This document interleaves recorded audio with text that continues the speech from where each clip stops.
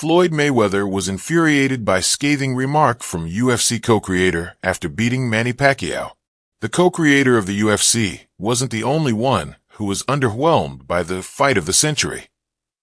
Manny Pacquiao and Floyd Mayweather's careers crossed paths several times before they eventually met inside the ring. The matchup had been spoken about for years, with fans debating what would happen if the two boxing legends ever faced off. When the fight happened, with Mayweather beating Pacquiao over 12 rounds, the narrative surrounding the fight changed entirely.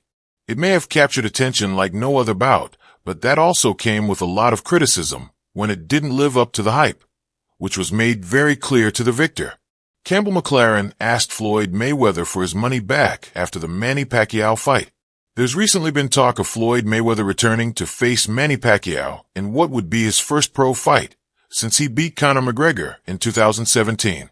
However, after the way that their first encounter played out, many have questioned whether there's any desire to see them run it back over 10 years later.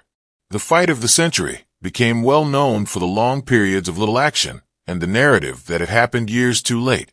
In a recent interview with Bloody Elbow, Co-Mate Global CEO Campbell McLaren revealed that he told Mayweather how disappointed he was to his face shortly after the bout.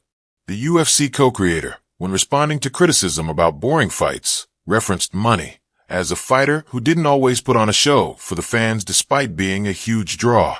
Floyd Mayweather was a great boxer, but I'm not sure he was the most entertaining boxer, McLaren reflected. In fact, when I saw him fight Manny Pacquiao, I went to the fight of the century, and I know Floyd a little bit. I'd done a TV show with him. I saw him later after the fight of the century, and I went up to him and I go, "Floyd, can I get my money back, because that really wasn't the fight of the century."